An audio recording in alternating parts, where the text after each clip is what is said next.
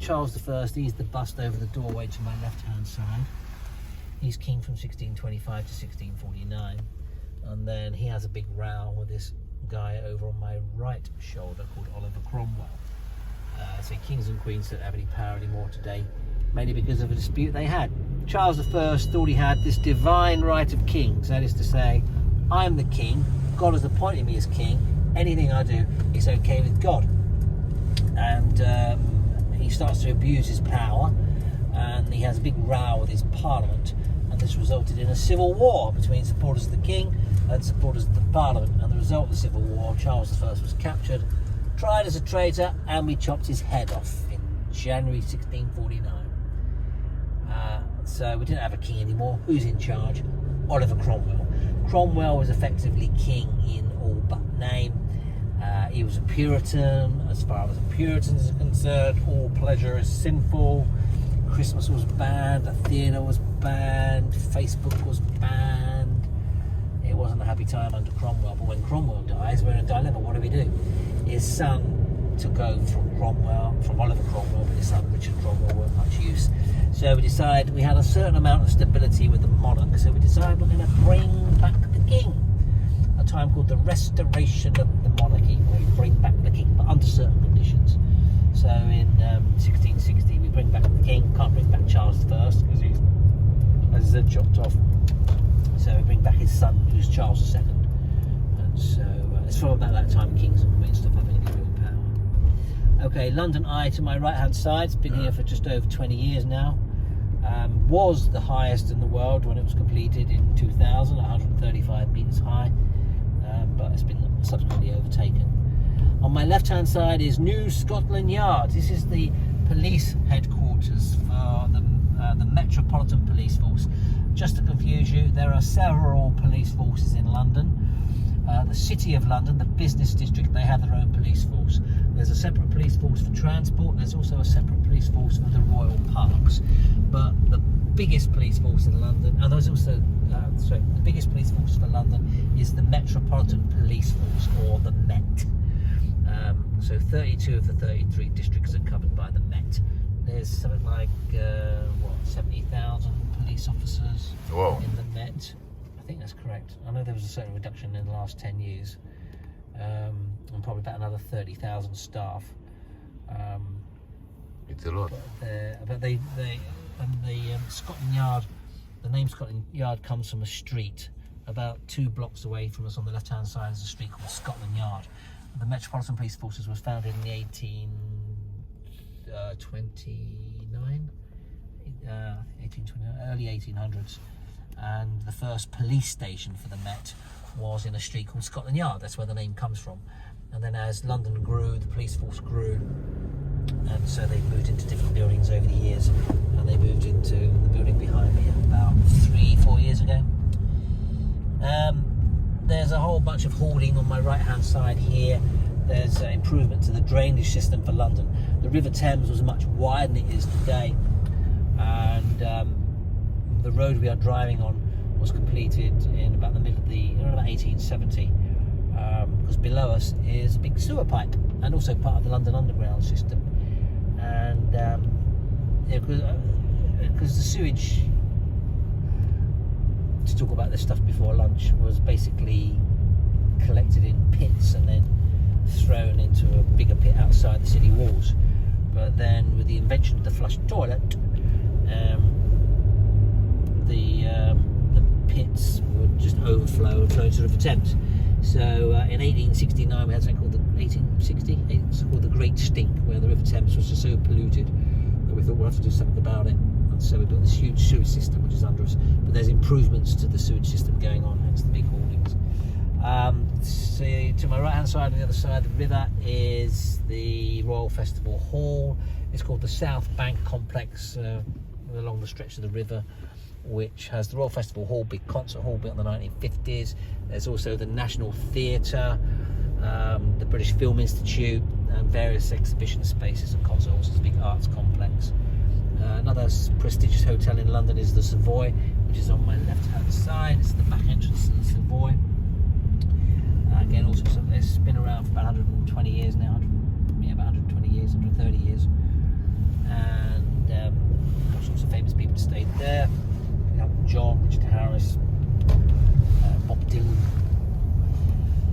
And then we have this whole building on my left-hand side, occupying this whole block on my left-hand side, called Somerset House. So Somerset is a region in the southwest of England, and the Dukes of Somerset used to live on this location. The present building, dating from about 1800, was built as an office for the Navy. Among other people that worked there was Charles Dickens' father. And then we're just about to enter the City of London. And you know when you're entering the City of London, because there will be dragons at the side of the road. And see, our first big traffic we're hitting is just as I'm going to show you the dragons. We're not quite in the Roman city yet. There's about another 200 metres ahead of us. But in a second, when we get through this set of traffic signals, left and right, you'll see a dragon holding a shield, defending the City of London. I'll show you that again in a second. We have got, say, the whole arts complex on my right-hand side. The tall white building was a TV studio. That's where they filmed the likes of X Factor. So that's where One Direction. X Factor, yeah. That's where One Direction were formed.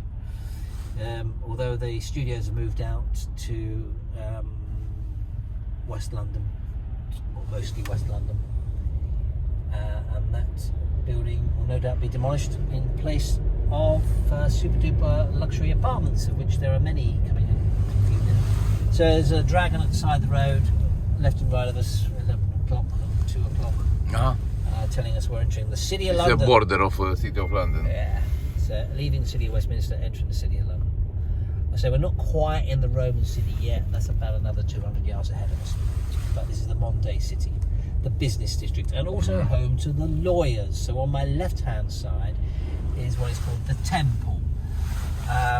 What is the Temple? Today the Temple is home to barristers. Two types of lawyer in this country, a solicitor and a barrister. If you have a legal problem, your first point of contact is a solicitor. A solicitor you'll find on any high street, main street in the country. They'll deal with things that don't need to go to court, legal stuff like, I don't know, probate, buying, selling properties, things like that. They don't need to go to court, but a solicitor could deal with it. If you have to go to court, then your solicitor will instruct the services of a barrister. And the vast majority of barristers in the country will be found in this location. And if you are a barrister, you have to belong to one of 4 of the Inns of Court. So an Inn of Court is an association of barristers. And on my left-hand side is occupied by 2 of the 4 Inns of Court, namely Inner Temple and Middle Temple. Where does the name Temple comes from? Well, go way back about 800 years ago. The land around here was owned by the Knights Templar. Who were the Knights Templar? Okay, Knights Templar were, again, for wanting a better description, were soldier monks. If you wanted to go on a pilgrimage to the Holy Land in medieval times, it was a dangerous journey, and the Knights Templar would protect pilgrims en route to the Holy Land. And they had bases all over Europe, and their London base was eventually here on my left-hand side. But the Knights Templar were accused of all sorts of wrongdoing, and the Pope was persuaded to basically shut down the Knights Templar. The land was then confiscated and given to the Knights Hospitallers, or the Knights of St. John, and they then rented the land out to students of law. So for about 700 years, this area has been associated with the legal profession. What you can't see from here behind these buildings is a church called Temple Church, which all gets mentioned in the Da Vinci Code. Da Vinci Code was 20 years ago now. It seems very old now, but some of the scenes from the movie Da Vinci Code were here. So a lot of lawyers around this area. We're coming into the business district. As I say, we're not quite in the Roman city yet.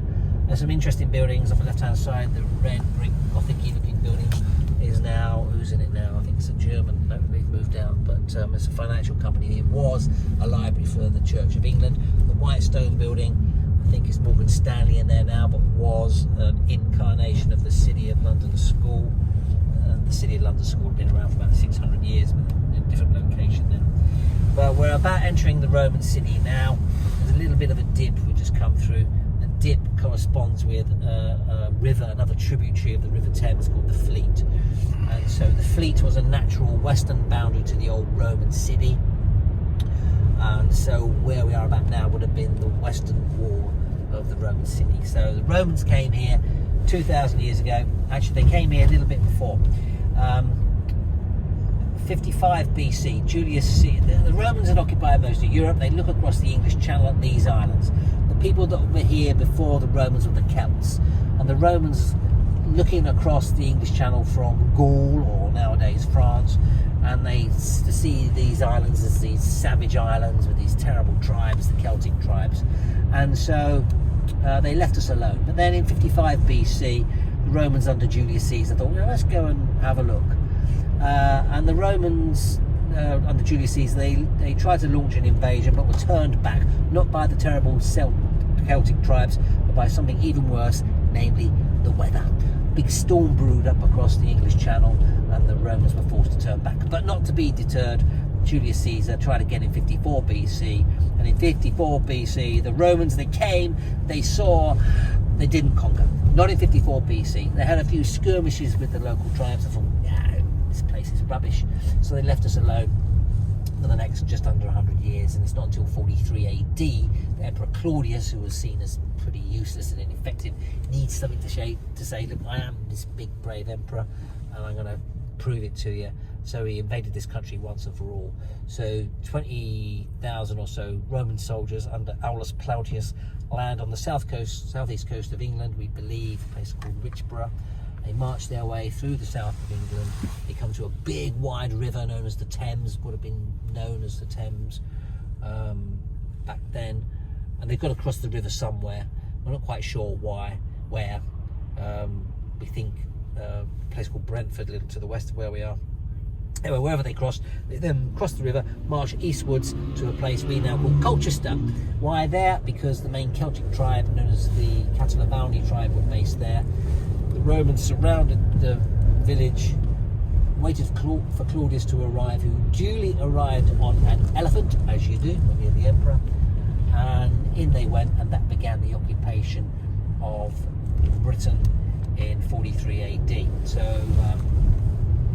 So that was 43 AD. Londinium, or London, was not established in around about 57 AD. So what, just under 20 years after the Romans get here, they established Londinium as a trading port.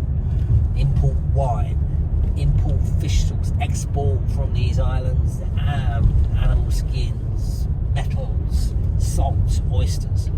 So it was a trading port that Londinium was established. They built a bridge across the River Thames around about 120 AD.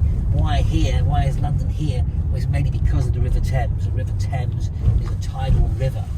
You know, twice a day the tide comes here. Take away all these buildings, it'll just be boggy, marshy land. As we drive along this road, if you look up to the left, you'll see how the road slopes up, indicating the River Thames was much wider than it used to be. But this was the most convenient location for the Romans to build their bridge. We are some, 80 kilometres, 50 miles from the North Sea here. I say, take away these buildings, it's just boggy, marshy land for a good, 80 miles along the River Thames. But this was the most convenient location for the Romans to build their bridge, and subsequently the city on the north side of the River Thames. So the bridge went up about 120 AD, the wall went up around about 200 AD, and historically everyone lived and worked within the city walls. It's from about the late 17th century that London then starts to expand beyond the city walls. So today, this part of London is the business district. As I say, pre-COVID, pre-Brexit, you had about 400,000 people working in this area, only about 10,000 people living here. It's all business. Look around you, it's all this office space, it's just empty for various reasons. It's the weekend mainly, but I say forget COVID for a second, then these will be jam-packed. A lot of the pubs closed at weekends because there's no business for them at weekends. Very few. I mean, the only two tourist sites in this part of London, the Tower of London and St Paul's.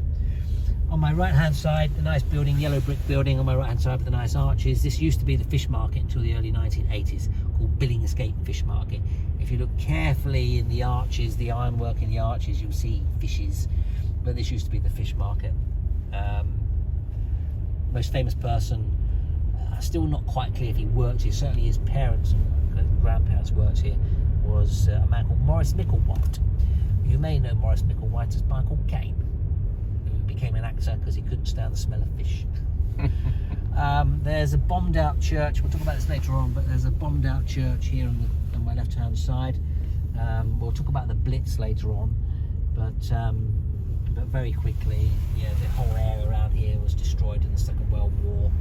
There was lots of churches, and some of those churches were rebuilt after the Second World War, and there's one or two that just remain in a ruin from the Second World War, which makes a nice little garden for the city workers. But we'll park the car up here. There's plenty of places to eat around here. It's just what we want to do to eat, and then do the Tower of London. What's the time? 16.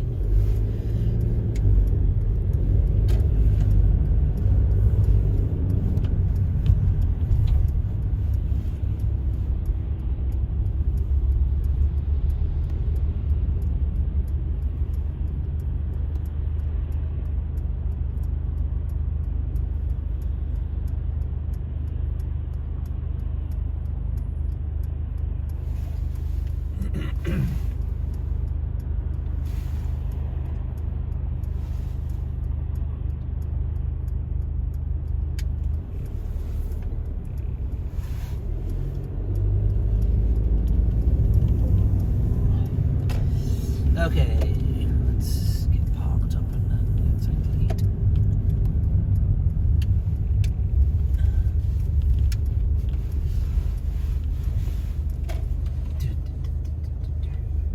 What's going on? Okay. Okay. Can you hear me? Testing. One, Yes. two. Right, Tower of London. Tower of London. Why, what, who, when, how? Big history lesson. I've already mentioned the Romans came here 2,000 years ago. And then the Roman occupation lasts till around about 400 AD. And after the Roman occupation, you have what's called the Anglo-Saxon Period. And England, as we know it today, was divided up into a bunch of different kingdoms.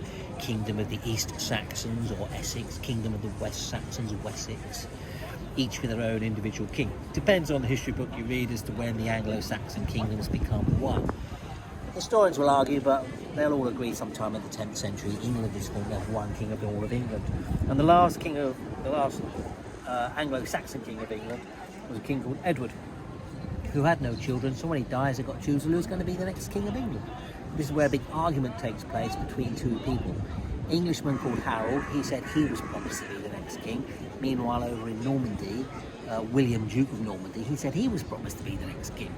So when Edward dies, Harold, the English dude, takes the throne of England. William over in Normandy ain't happy. He said, I'm supposed to be the king. So William invades this country. Big fight takes place between William and Harold at a place called Hastings, and the year was 1066. William is victorious. Harold is killed. This is something called the Bayer Tapestry, which is about an 80-metre long tapestry depicting this period of time. If we interpret this correctly, it says here Rex, which is Latin for king, Harold, and if that is interpreted correctly, that's King Harold getting killed at the Battle of Hastings with an arrow in the eye. Whatever the truth, Harold is killed, William is victorious, and William decides he's going to crown himself King of England on Christmas Day 1066. That ends the Anglo-Saxon period, that starts the Norman period. So William's the king, but not everyone's happy about it. Still a threat from the Anglo-Saxons in this country, still a threat to his rule from the Danes, so he needs to consolidate his power. So he starts building a lot of castles around the country, about 90 major structures, and probably another couple of hundred smaller fortifications. So the Tower of London was just one of many castles that was built, and at first the Tower of London is going to look something like this, around about 1080. It's the oldest part of the castle. You can see it today where the flag is flying and the turrets are. That's the oldest part of the castle. And then over the years, successive monarchs extend the castle. So middle of the 1200s, King Henry III builds a curtain wall around the castle. End of the 1200s, King Edward I builds another curtain wall around the castle. We are standing right here. The main gateway is here. And then the main difference between this picture at the end of the 1200s and the next picture of the middle of the 1300s is on the riverfront. They've built this wharf. So, oldest part of the castle, around about 1080, and then this was completed 1300s. Within the castle walls, buildings have been added to, taken away, built, rebuilt, demolished. But the basic footprint dates from the 14th century. It's been used for many things. A museum, been open to the public, museum for a good 300 years.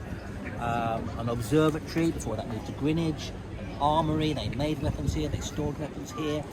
A royal residence, they have some palaces here for the kings to use, as well as the palaces at Westminster and Whitehall. And it's also used as a place of torture, a place of execution, and even a zoo. Hence the animal sculptures here to remind us of the fact that there were exotic animals kept here.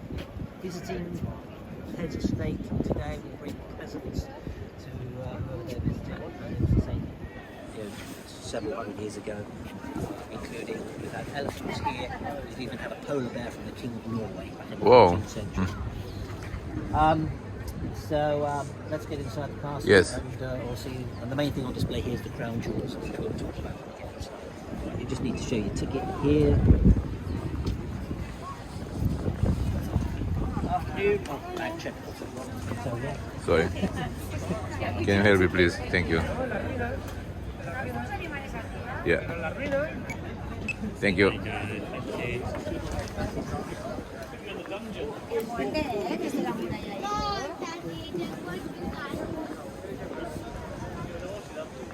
Quick bag check.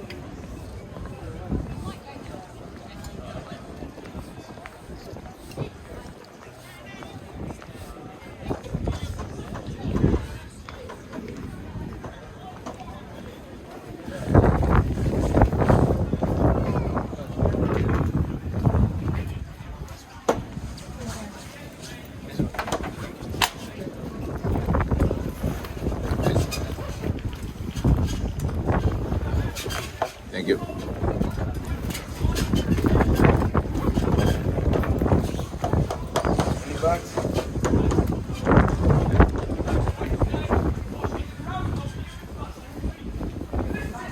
There's guided tours here in the castle by these people known as yeoman warders. Talk about that a little bit later. As that system soon failed, and it became the largest cesspit in London, a sort of pestilence for all those who live nearby, especially the soldiers of the Tower garrison. Now, this continued for a very short period of just 500 years. Yes, it took them 500 years. Okay, so you're now at earshot of that guy. Yeah.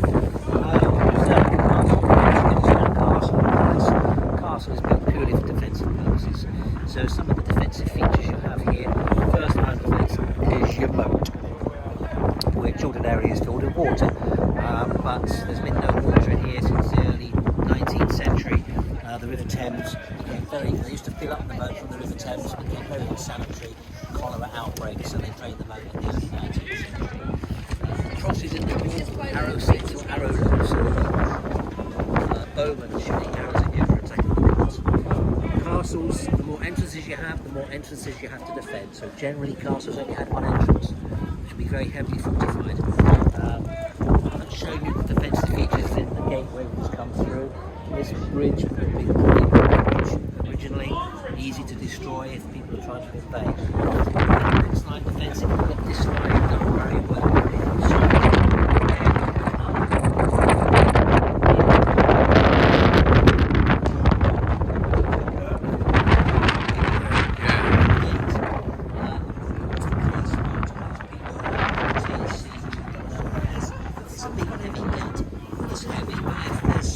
They can lift it up, wedge it open, then you can run through.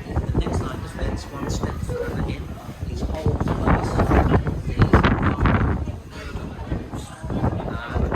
There'll be people above throwing all sorts of nasty things on you, like boiling pitch and tar, that's pretty good, it's good to stick to your skin and burn. Ooh. Human waste, that's a pretty good one.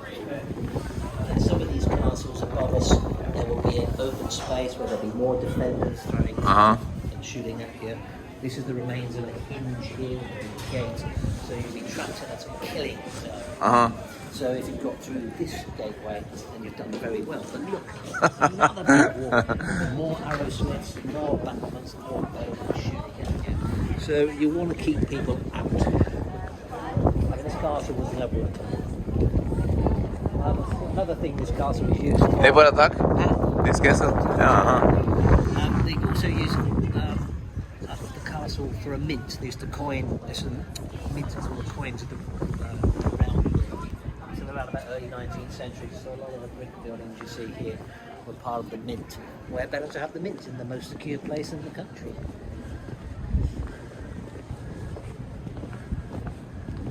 So the Tower of London was also used as a prison, but a prison for important people. VIP prison. Oh yes. Your dukes, your your kings, your queens, your princesses.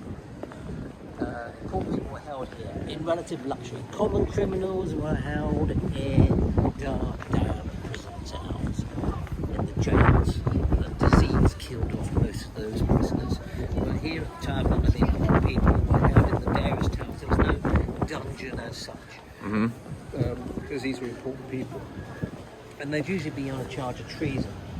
And they'd have a trial, fair trial of course. Okay. But what would happen, they would be taken from the castle here, through this gate, which is called Traitor's Gate. I say most castles had one entrance, it had two entrances, and that entrance to which became a water gate. It's called Traitor's Gate. It may have actually derived from Trader's Gate. It's the easiest way of carrying anything by water, so you can imagine supplies coming in and out through the gateway here. But also Traitor's Gate, yes, because prisoners would be taken from here to their trial at Westminster Hall, over by Big Ben, invariably found guilty. They were taken by boat, in the boat, somebody rowing the boat, the prisoner, the yeoman and jailer, as he was known, holding big axe, big pole axe, as they're going up the river. The blade of the axe is facing out of the boat. People watching from the riverbank would then know there's a prisoner going for his trial, or her trial, and then they'd be found guilty, but back down the town.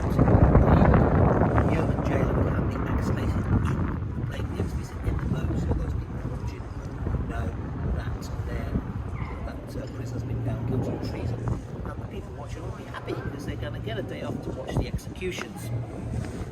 Most of the executions took place outside the castle walls. Some were taken inside the castle walls. We'll talk about them shortly. But most of the prisons took place outside the castle walls, just at a place called Tower Hill. And these people, important people, were lucky because they could have the luxury of having their heads chopped off. This guy here, there's his axe.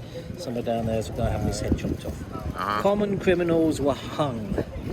Just north of Hyde Park, there's a place called Monarchy, which you didn't see. But common criminals were hung at a place called Tyburn. And there was a lot of naughty people in those days, so to be as efficient as possible, they had this triangular gallows where they could hang up to, 20 people in one go. This picture has 6 people hanging.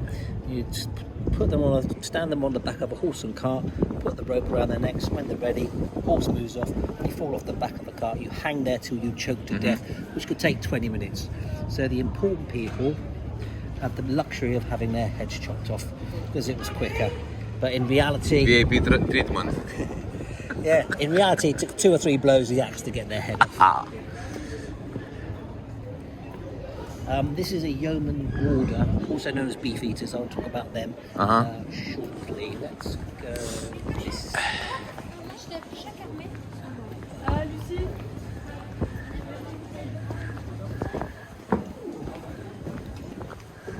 Yes, a bit by the river. It's a bit colder. Yeah, become cold. So yes, a polar bear. They have a polar bear with fishing rights in the River Thames.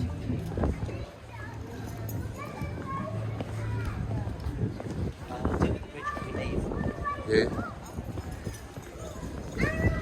It's big. I never was here, and I didn't knew from outside. I was passing, but I didn't knew it's so So big courtyard. So this is the oldest part of the castle. It's called the White Tower. So-called White Tower because at one time it was whitewash, simple as that. London is built on clay. There's no stone quarries nearby, but they actually brought the stone over from Normandy to build this. Okay, it's been repaired and improved over the years, but the original White Tower had the stone brought over from Normandy to build this. Take a little inside there. Over here are the ravens. Ravens, look at this, look at these birds. Poor birds. Yeah. Ravens, largest member of the crow family. What do ravens eat? Well, they'll feed on carrion, dead things. So there's probably been ravens here ever since Londinium was built by the Romans. You can imagine these birds feeding on any garbage, rubbish thrown into the River Thames.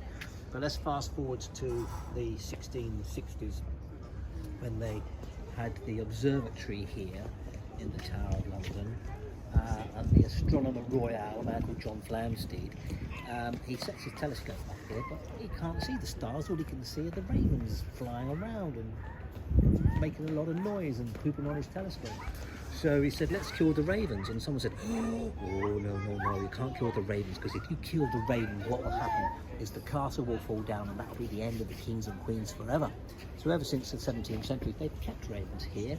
And just in case that little prophecy comes true, you can see one just hopping on the other side. Yeah. Here. They take certain feathers out so they can't fly away. Clip their wings. Well, they can't fly away. I mean, they can fly a few yards, but generally speaking, they can't fly away. But then they're well looked after here anyway, and so they probably wouldn't. They're quite territorial, so they probably wouldn't want to go anywhere. Anyway. But they are looked after by Chris Gate, the Raven Master. 7 or 8 of them. And we did have some born in captivity for the first time, about 35 years, something like that, last year, 2 years ago, and born on St George's Day, St George being the patron saint of England, April the 23rd, so of course, what did they call the one they kept here? George, of course. So there's the ravens.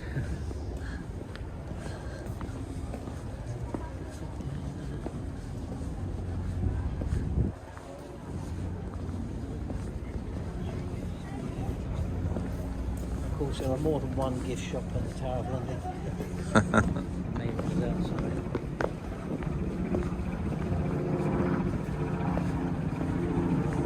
Yeah, Tower of London, understandably the most popular. It's the most popular paid attraction in London. The most popular attraction in London is the British Museum. It's free. Yeah. Peak times, obviously weekend, holidays. So the advice if you want to come here is to get here when they open, which is usually 9 o'clock in the morning, except on a Sunday and a Monday we open at 10 o'clock. So if you want to avoid the crowds, best time to come is early in the morning. The first thing to do, although you can get your tickets online, pretty much get straight through. The worst thing is the crown jewels. Lines to the crown jewels can be horrendous if you leave it too long of the day. So advice, get here when they open, go straight to the crown jewels before everyone else. The yeoman warders who were just passed, beef eaters, they are a, best way of describing them, a ceremonial bodyguard for the monarch, and still are today. They were established in the late 1400s by King Henry VII. He established them as like a close personal security, elite bodyguard. And so they still are today. Any ceremonial occasion, you will see them in their red uniform. Yes. Which you see on a bottle of beef eater gin. You'll see them in their red uniform. Yeah. Marching by the side of the carriage of the monarch, or in the background of ceremonial events like the royal wedding or something like that. That's where you see them. And there's about 34 of them, and we have 3 ladies. Well, maybe I do, but kind of story,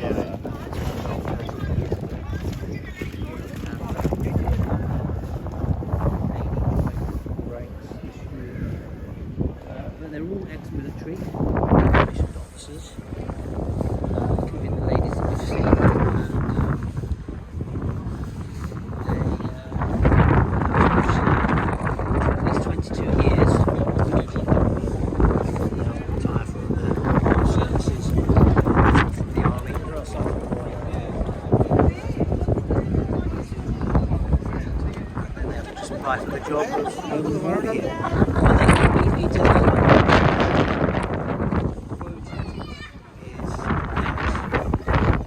they say if I'm the king, I'll make sure that you, my girl, are going to be loyal to me, and make sure you're loyal to me. And in times of famine, I'll make sure that you're well fed. So my girl will give extortions of, for example. So,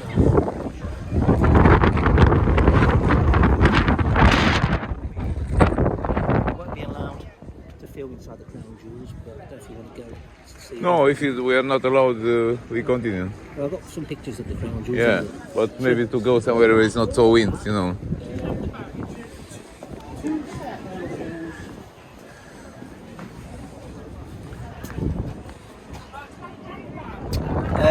Right, so one of the crown jewels are used.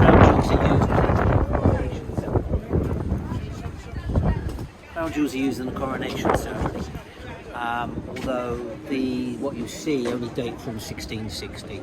They mention the Civil War. Charles I abuses his power, results in the Civil War. Charles I is captured, tried as a traitor, executed. So we don't have a king, so what's the point in having crown jewels? So all the original crown jewels were melted down. Then after Charles I has his head cut off, we're under the rule of Cromwell. And when Cromwell dies, we decide we'll bring back the king at the restoration of the monarchy. So we have to make new crowns for the crown jewels. If I am the king, my wife is going to sit next to me. She's going to have a crown as well. So there are a number of crowns for queens as well. But the main crowns on display are the St Edward's crown, which is the crown they stick on the head of the monarch to proclaim the new monarch. That's called the St Edward's crown. Then during the coronation ceremony, another crown is used called the Imperial State Crown, which is that one. A lot of diamonds. A lot of diamonds, including this diamond here, which is called the Cullinan II, or the second star of Africa, not to be confused with the first star of Africa, which is in something called the scepter. The big stick called a scepter, and that diamond there is known as the Cullinan I. The Cullinan diamond was mined in South Africa in the early 1900s. It was about the size of a fist, over 3,000 carats, the raw diamond. And what do you do when you just found the biggest diamond in the world? You, of course, give it to the King of England, when South Africa would have been part of the empire back then.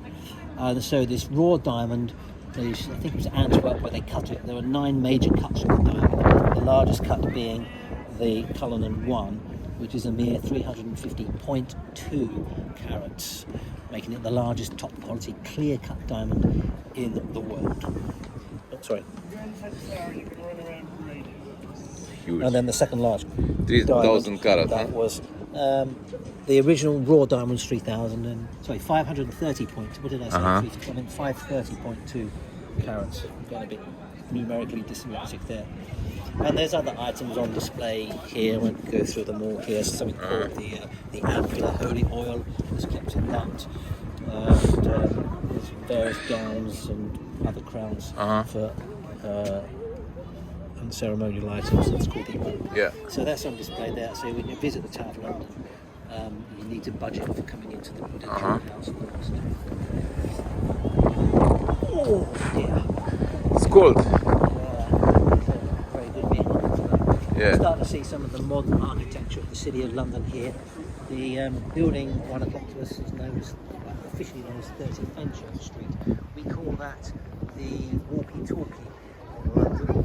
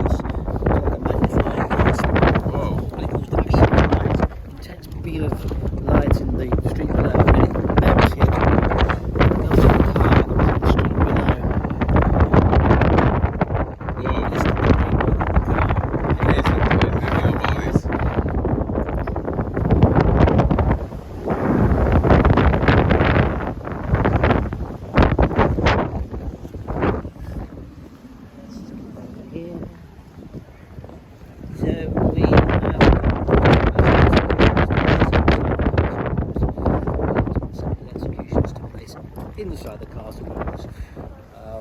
3 queens of England here inside the castle walls. 2 of them were wives of King Henry VIII. Here is a memorial to those people executed. Why they killed them? Okay, why'd they kill them? Henry VIII and his 6 wives is quite a long story, but we mentioned that his first wife was Catherine of Aragon. Henry wants a son. Henry and Catherine have one surviving child, a daughter called Mary. He's disappointed because he wants a son. They're married for over 20 years. She's approaching in her 40s. Chances of her conceiving a healthy boy will be pretty slim. But he's got his eye on a girl called Anne Boleyn, and he wants to divorce Catherine, but he doesn't get the permission from the Pope to annul the marriage. So we decide we're going to start our own church, the Reformation. He declares himself head of this new church, gives himself an annulment. He's free to marry again by his wife number 2, Anne Boleyn. And Henry and Anne have a child, another daughter, Elizabeth. He's disappointed, but hey, Anne is still young and fertile. She becomes pregnant a couple more times, but no more children. So, let alone the second one. So he wants to get rid of her, rather than go through the whole lengthy divorce proceedings he had with Catherine. They accuse Anne of, among other things, adultery. She has a trial, a fair trial of course, found guilty of charges, and she's sentenced to death. Rather than being executed outside the castle walls in public, she is executed inside the castle walls in private. And I mentioned that when they executed people, it would take 2 or 3 blows of the axe to chop the head off.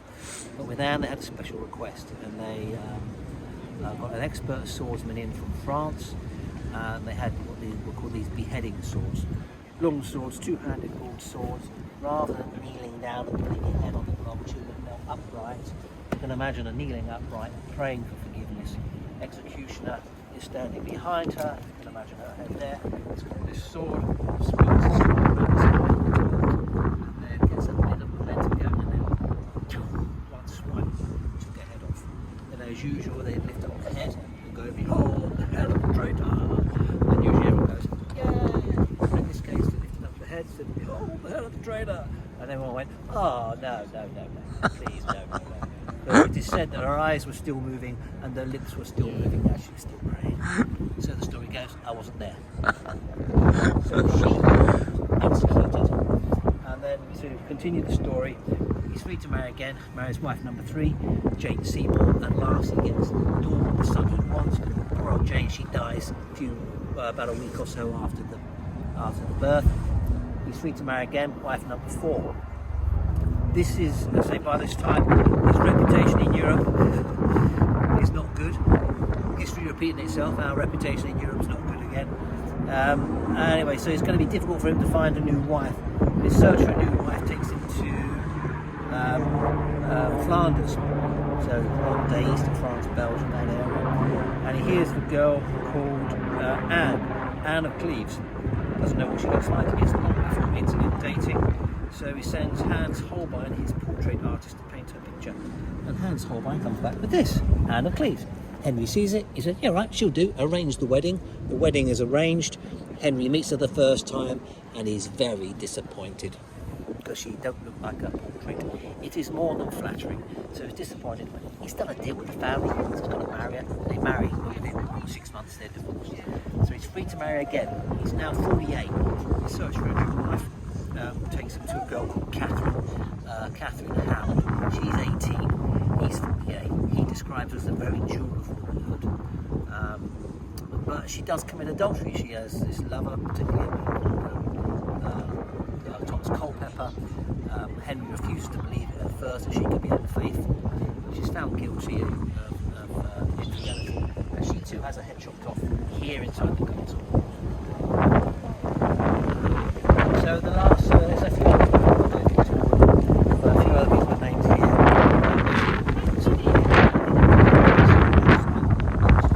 And all the people executed outside in public, they're inside this chapel. The chapel of St. Peter and always a good trivia question. Where is Anne Boleyn buried?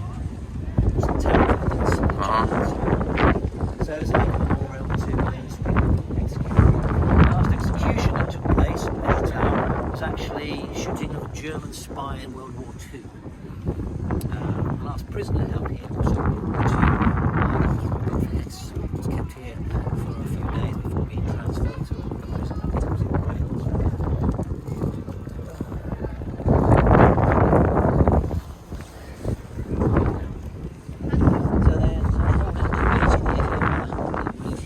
So the yeoman warders live here. There is a little garrison of the foot guards also here. The day-to-day running of the castle is done by the constable, who lives in the Queen's house. That's the timber frame building you see here. There is a resident physician, a resident chaplain here also. A community of about 100 people live here. Not bad, eh? Yeah.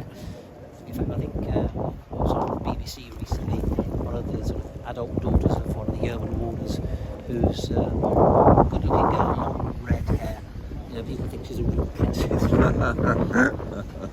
Nice. Been to one of these towers just to give an example. Just like these towers. I say prisoners were kept here in relative luxury. This tower in particular, there's a lot of graffiti on the wall dating from 400 or 500 years ago.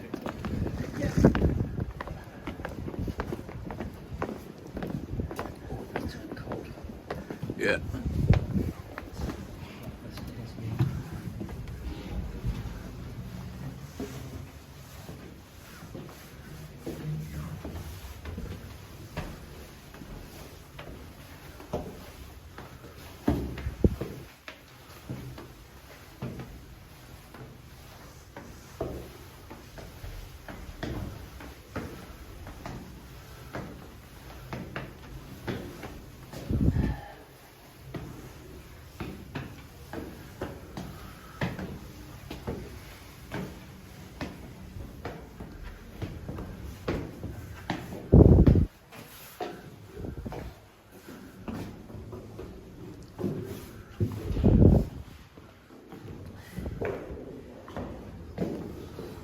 Yes, the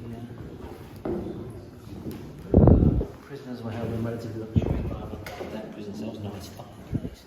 You can see that all the prisoners.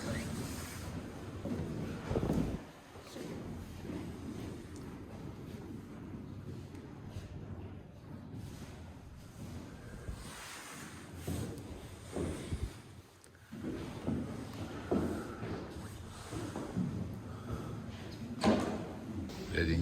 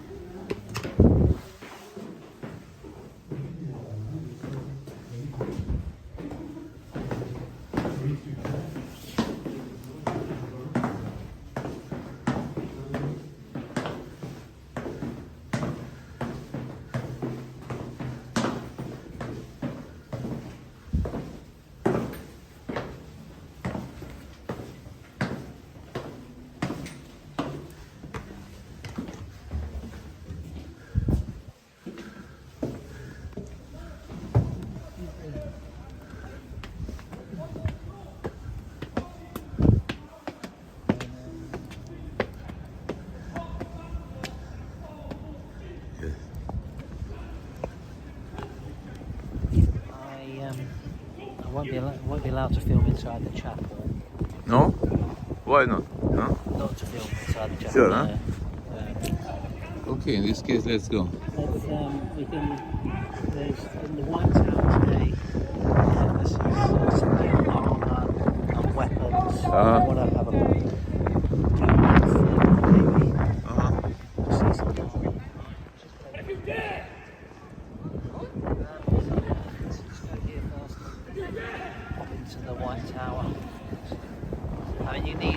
You could spend a whole day here. For sure. You could.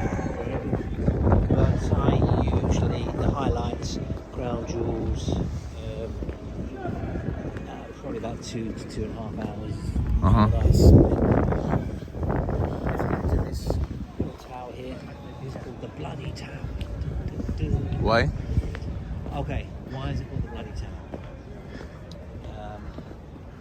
What happened here in the late 15th century was supposedly a murder of King Edward V.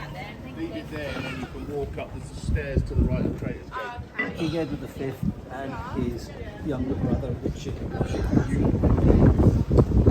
There's plants here which are not associated with murder, but this is associated with another prison that was held here. That is Raleigh.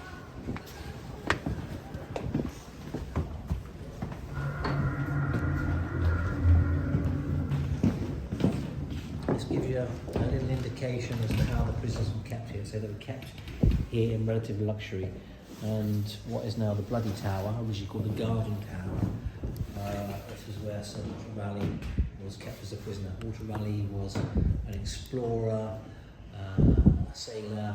He is credited with introducing into this country from the Americas the potato and tobacco, helped defend this nation against a thwarted Spanish invasion in 1588 when the Spanish tried to invade this country, played his role. But ultimately, in the early 1600s, he was implicated in a plot to overthrow the new king, King James I. So he was kept here on and off as a prisoner for about 13 years, but held in relative luxury. Ultimately, he was found guilty. He was executed outside Parliament rather than here at the Tower of London. And rather morbidly, his widow used to carry his head around with her in a velvet bag for the rest of her life. Oh. Why is it called the Bloody Tower? Let's go upstairs and explain the story. There's a video upstairs which might interfere with the microphone, so see what happens. It's a very narrow staircase here, there's no harm in rails, so please be careful. Do you want me to carry something? No, it's okay, I'm fine. Thank you. All right.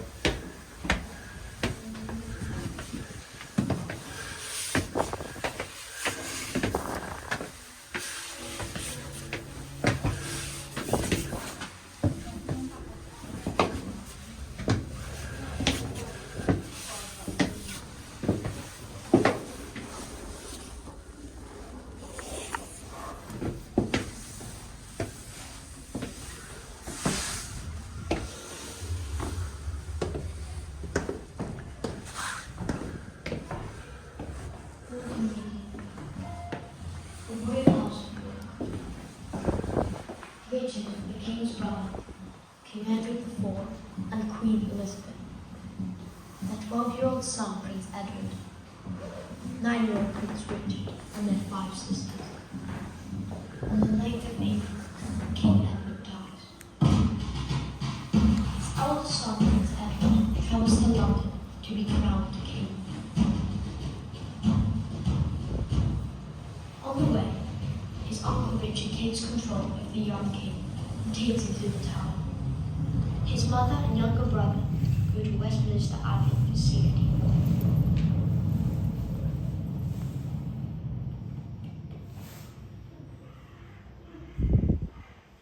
In May, Edward's younger brother Richard joins him at the Tower. They are seen playing in the garden.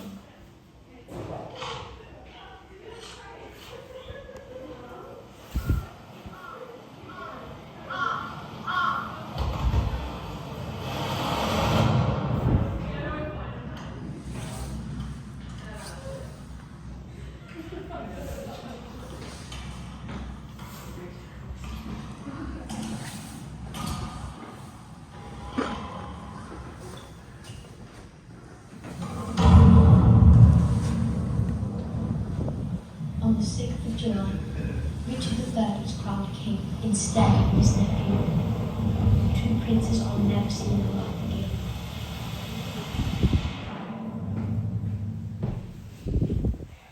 Nobody's seen us. They are dead.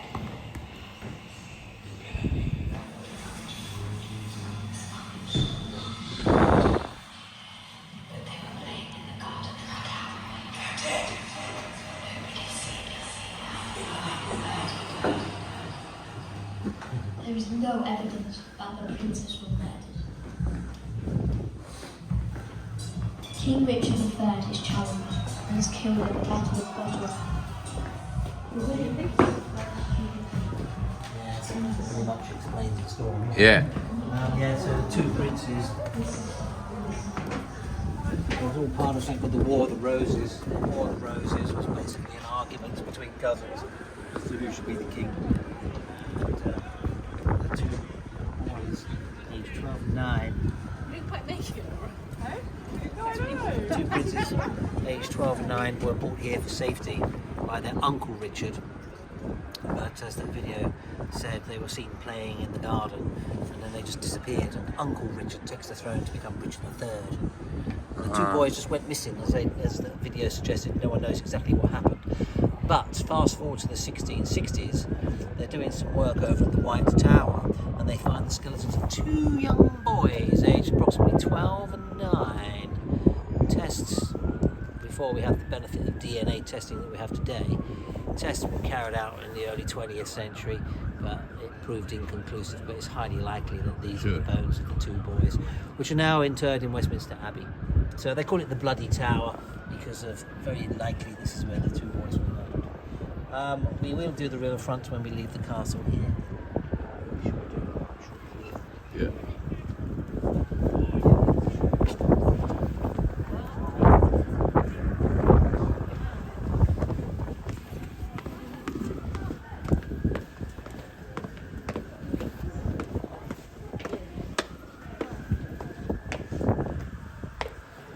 So all the plants, so Walter Raleigh, he was an explorer, brought back all sorts of plant specimens, and as I said, the prisoners that were held here were held in a relative luxury, and he was allowed to keep his plants and develop all sorts of little teas and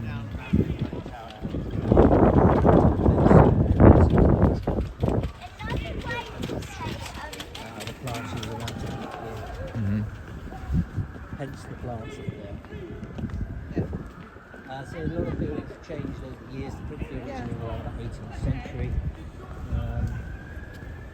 The Jewel House, that's actually 19th century. So it was old as it looks. It's all part of the bits in the Second World War.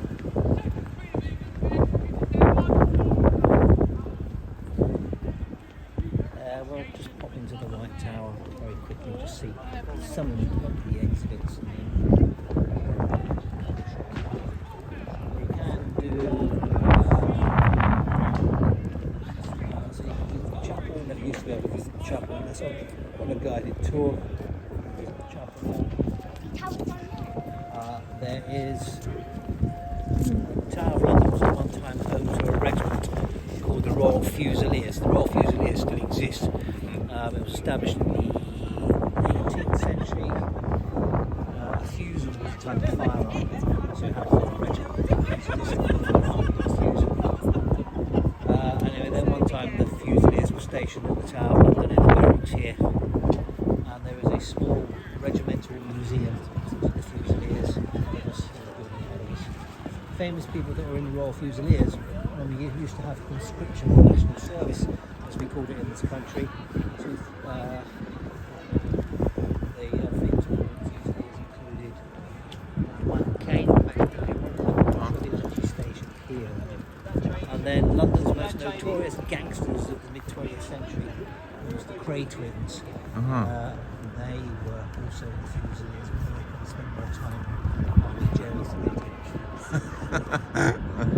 Their life has been made into a series recently, a legend starring Tom.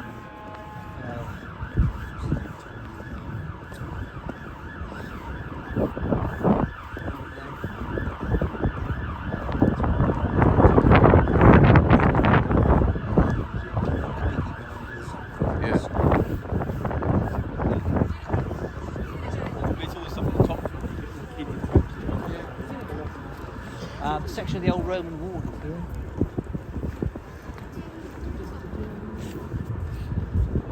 The tram lines in the ground indicate where the Roman wall passed through.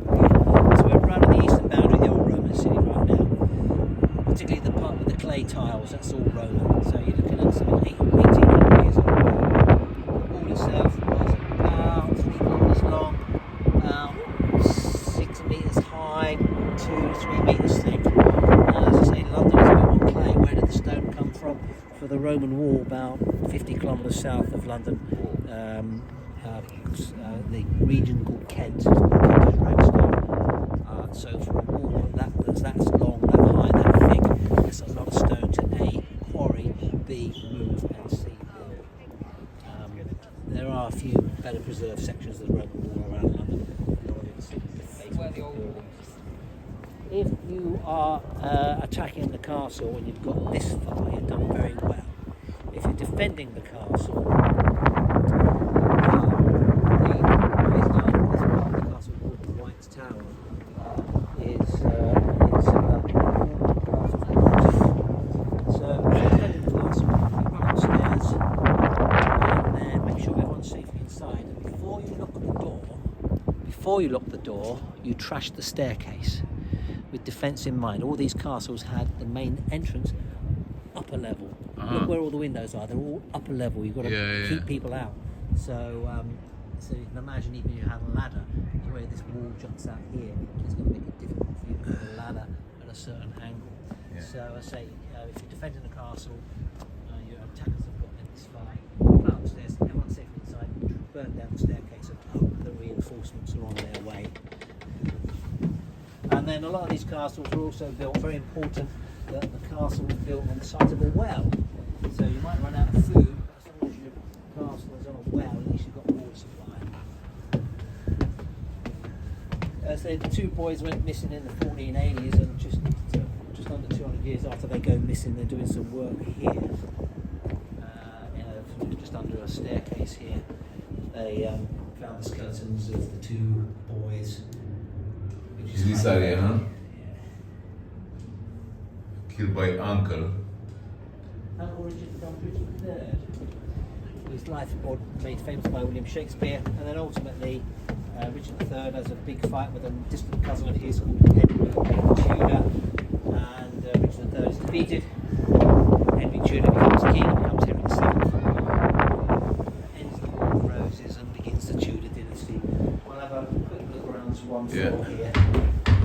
So what we have is armour and weapons on display here. Just one floor. Oh, it's hot. Warm.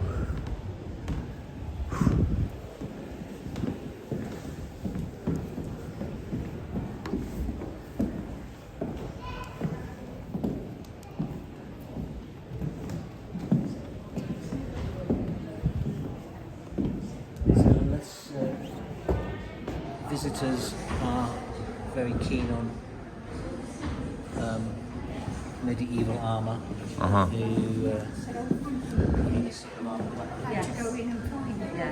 There's a couple of pieces of armour of note over here.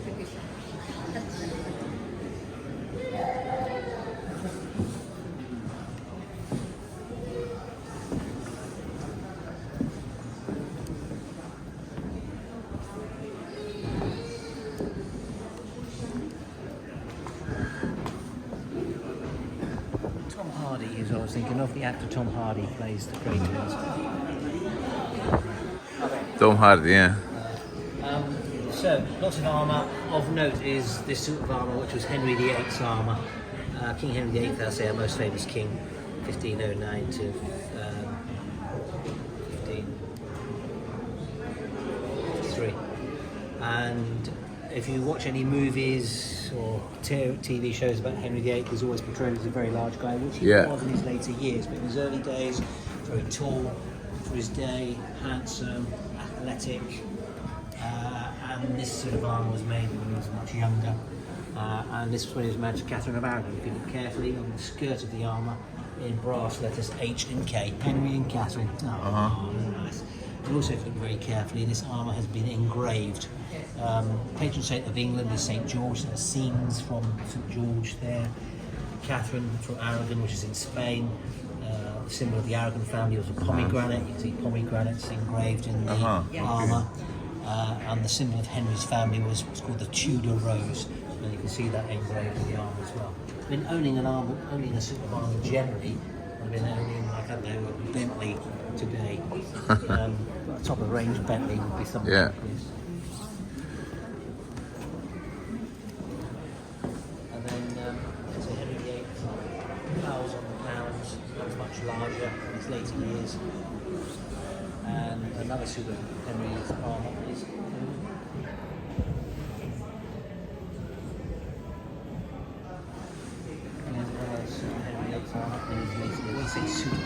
This one. That implies just one suit of armour. It's what's called a garniture, and you add bits, take bits away depending on what you're doing. What you're going to be doing, you either might be doing a sword fight, maybe across a barrier, or you might be doing the joust or the tilt, which you've no doubt seen in the movies where you charge at each other with a lance and try to break the lance. So you add bits, take bits away depending on what you're doing. For example, the gauntlets here. Imagine the sword going in there. So it doesn't fall out. This is original, no? Yeah, these are all original. And because he's the king, he gets an extra bit of armour, which brings new meaning to protecting the crown jewels.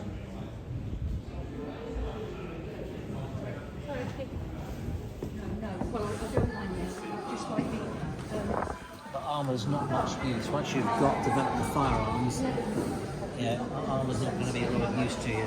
So a lot of the armour on display here is mostly for show. This is embossed pattern depicting scenes in the life of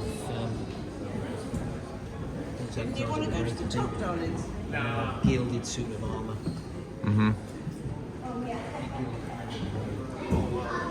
They call it the Line of Kings. So early on, when the castle was opened to visitors several hundred years ago, they used to display armour by having these horses. Sitting on the horse was a model wearing a suit of armour. It was a way of displaying armour. They labelled up these models of horses as kings. Historically, it was wearing armour had been invented, holding the firearms, invented for that for 100 years.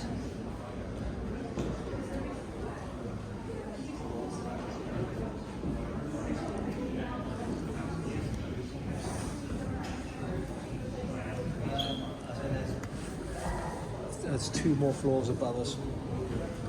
The same, no? Armour, a bit more armour, a lot of weapons, and a hands-on thing for kids upstairs. So I think we'll we can abandon it here. And, let's abandon it here. Talk about go back the way we came. Yeah. Well, yeah.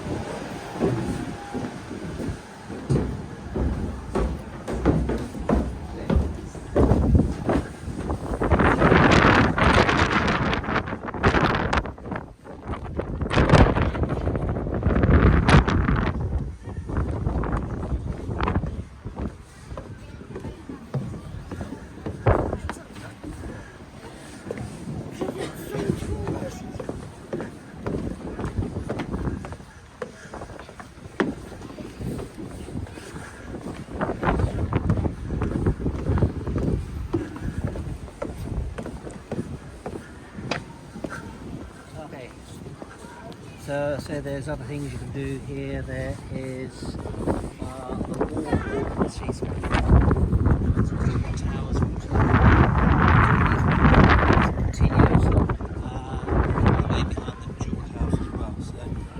So you could spend a day here. For sure.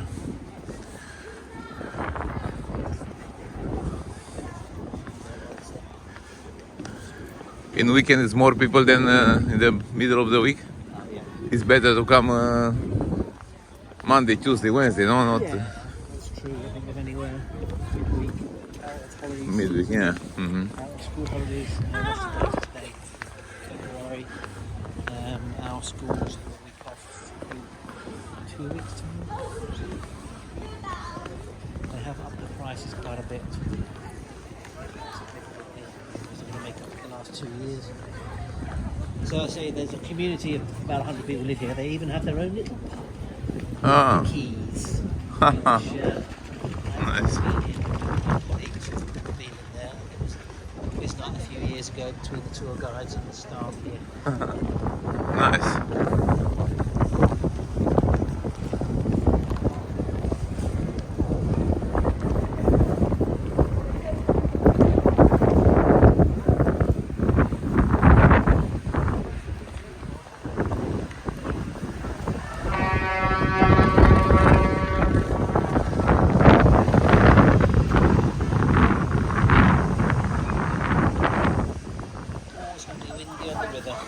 Yeah. For sure. We'll go out this door here, talk about the river and the bridges.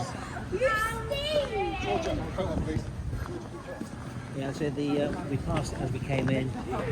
The Yeoman Warders, they do a tour. No, they don't take you inside the crown jewels. Or Ah, okay. They stop at several places. Uh huh. So yeah, they do a tour for half an hour. It's included in the ticket price. I quite like that one. Have you got phone numbers on that yet?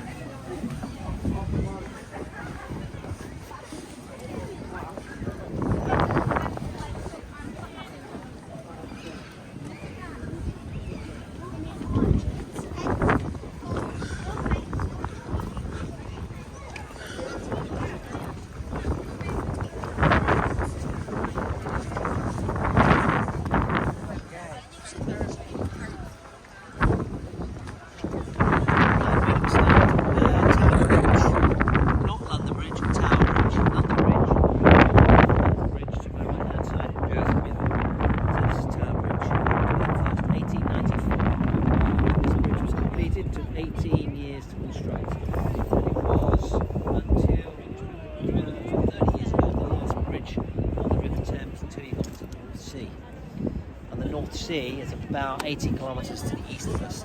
So if we're going 80 kilometres, very few crossings for 80 kilometres on the River Thames. We haven't been there, we haven't had a chance to talk about the docks, which is slightly to the east of where we are. So we are in the city at the moment, here at the Tower of London. Tower Bridge is here. Keep going east, round a loop in the Thames, keep going east, down towards where I live, to a place called Dartford, and there is a bridge and a tunnel at Dartford, and then for the next 30 miles, 50 kilometres or so, there's no other crossings. There are a couple of tunnels, one called the Blackwall Tunnel, which is get a little to the east of us, and another tunnel called the Rotherhithe Tunnel. So that's it. On a 80 kilometre stretch of river, there's only about 3 places to cross, which is one of the reasons it takes me forever to get into London. But certainly with the docks to the east of where we are, West India Dock, all around here, this was at one time the busiest port in London. And if you want to get produce from one side of the river to the other, you had to come over to London Bridge behind me. So there's demand for a new bridge, because this was still wharves and warehouses here.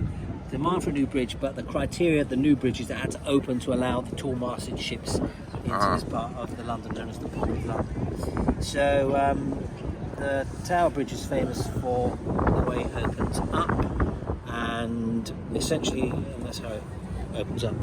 Those what are called bascules open up to about 90 degrees.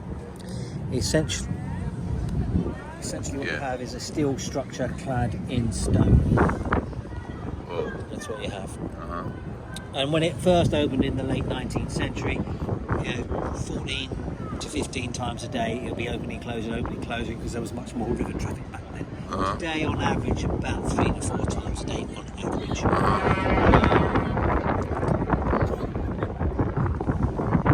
So that's Tower Bridge. Today it's a museum. So you've got the tower here, go across the walkway, the blue walkway along the top. There's an exhibition about engineering of bridges across the world. history of the docks in London. You come down the South Tower, and on the other side of the River Thames is the engine rooms that power the basculums going Yeah. down. So it's a nice little visit. Then I think beyond the east is the docks. You can still see a few old warehouses that have subsequently been converted to apartments. A few new build, a few conversions going on there. And on the river today we have the round building, which I'm not sure if they've moved out yet, but that's the town hall for London called City Hall. They are moving out. I think they're still planning on moving out. That's City Hall, designed by an architect called Norman Foster. We call this building the Glass Testicle in London. But it is home to the London-wide government. So each of the 33 districts has their own system of local government. But when it comes to things like emergency planning, the emergency services, big projects which are going to affect all of London, that's under the jurisdiction of the Mayor of London, a man called Sadiq Khan. So it's a bit confusing. 33 districts, but 34 mayors. Yeah. Mostly office accommodation. We have the new green glass building, brick building is a courtroom. Battleship is the Belfast, built in Belfast, Northern Ireland, in the Harland Wolff shipyards, same shipyards that built the Titanic. Launched on St Patrick's Day, March 17th, 1939, so just before the Second World War. 11,700 ton cruiser class battleship. 4-inch guns, 6-inch guns, front and back. They could shoot a shell here to Heathrow, about 22 kilometres away. One of the first, it was mainly escorting convoys across the Arctic to Russia in the first part of the Second World War.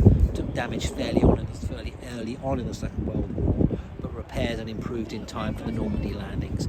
One of the first ships to fire its guns on the Normandy landings. Last saw action in the Korean War, and then in 1971 it came here as a museum. So it's the Belfast. The Shard is the tall building, the medieval building. That was completed, coming up to 10 years ago now. And it's the tallest building in this country, and just over 300 metres tall. There's a Shangri-La hotel in there, there's office accommodation in there, and 10 apartments in there, which will actually go for £50 million each. Wow. And behind that's Hospital, Guy's Hospital. And then London Bridge is the bridge which the buses are going over. We'll try to get I'm not sure if it's closed to traffic today. But that's the site of the first London Bridge, which the Romans would have built. So again, going back to the artist's impression of how London looked. At the moment we would be here, right on the eastern boundary, looking down the river to London Bridge. We don't know what it looked like, but it would be a timber bridge on that location. This bridge was completed in 1973. Not very attractive, but it's functional. The previous bridge on this location was built in the early 19th century and would have looked something like this. And this bridge still exists. It's not here in London, but they actually moved it to Lake Havasu in Arizona.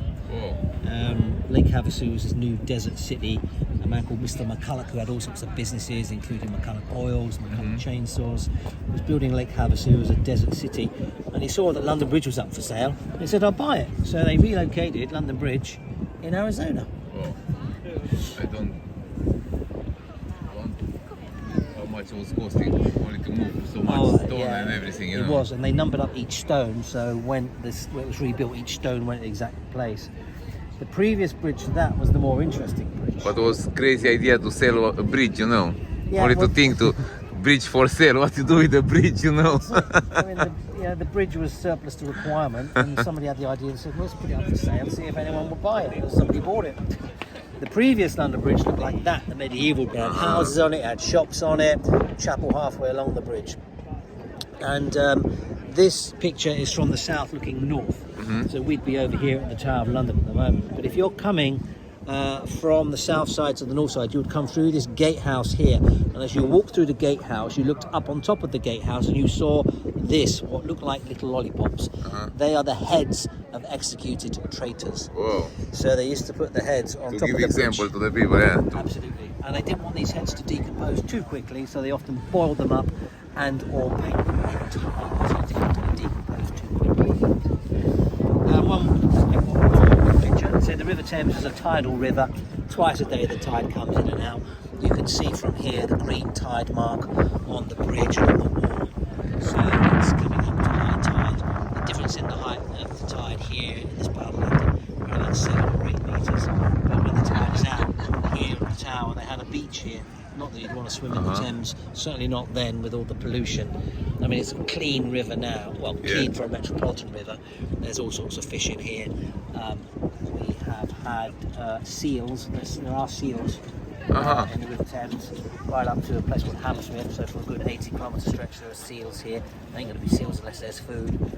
And then we've even had whales up here recently, the beluga whale, not this far up the River Thames, a little further downstream. There was a beluga whale a couple of years ago, and then famously about 14 years ago we had a North Atlantic bottlenose whale to Chelsea. They tried to turn her around and try to force her back, but it was too stressful, she died, which was quite sad. Uber boat? What does it mean, Uber boat? You can Okay. order Uber. Yeah, so there's several boats that come along here. This is a commuter service boat and a regular boat service. I think Uber just sponsor it. So that's a regular service every 20 minutes as a boat, which is just actually extended the journey down to Gravesend. Okay. It goes all the way up to, I think, Putney now. So that's a regular commuter service, and then the other types of boat, city cruises are coming in now. That's more of your tourist boat. I mean, there's a bar on board, you can drink, they give you a commentary, but ignore the commentary. Talking about blue badge guides, ask any blue badge guide about the commentary on the boat. It's the same commentary since I was a kid. It's awful commentary on the boat, so yeah. So the main, if you want to take a trip on the River Thames, the main sites are from here, the Tower, to Big Ben, Westminster, right there. And then if you keep going east of here, you come through the regenerated docks. So London, I say, was built a port, imported wine, say, exported animal skins. And then with the expansion of the British Empire, you've got produce coming in from all over the empire. And there just wasn't enough space on the River Thames to handle all these ships coming in. So to the east of us, there are some docks. Around about 10 square miles of docks, man-made docks. The East India Company had their own docks, the West India Company had their docks. So from over about a 100-year period, from 1802 to 1920s, they built this complex of docks. But then the docks here in central London began to close, particularly after the Second World War, for various reasons. The main reason was containerisation. You just can't get the big container ships this far up the River Thames. So the docks closed in the early 1990s, and then since 1980s, and then since about the mid 80s, they've been regenerating whole areas of the east, and even as we speak today, regenerating this area called Canary Wharf. It serves as a second financial centre for London. Again, Brexit, now that means 1,000 people working over Canary Wharf. A lot of companies like Bank of America moved out there. HSBC and moved their main office out there as well. So that's to the east, which you can't really see it from here. And that's again across the bridge. You should see the skyscrapers to the east. But the whole commercial regeneration going on. And then also further to the east is Greenwich. So about 20 minutes on the boat from here, 10 minutes on the train is Greenwich. So you can take the boat there. In Greenwich you have some fantastic things to see, including an observatory from where all time is measured. Right in the world, 0 degrees longitude. Greenwich, stand with one foot in the eastern hemisphere. It's one thing to see. They've got the Maritime Museum in Greenwich. The old Royal Naval College, which was University of Greenwich today. It's gorgeous Baroque architecture of the late 17th century, so that's another whole day visit.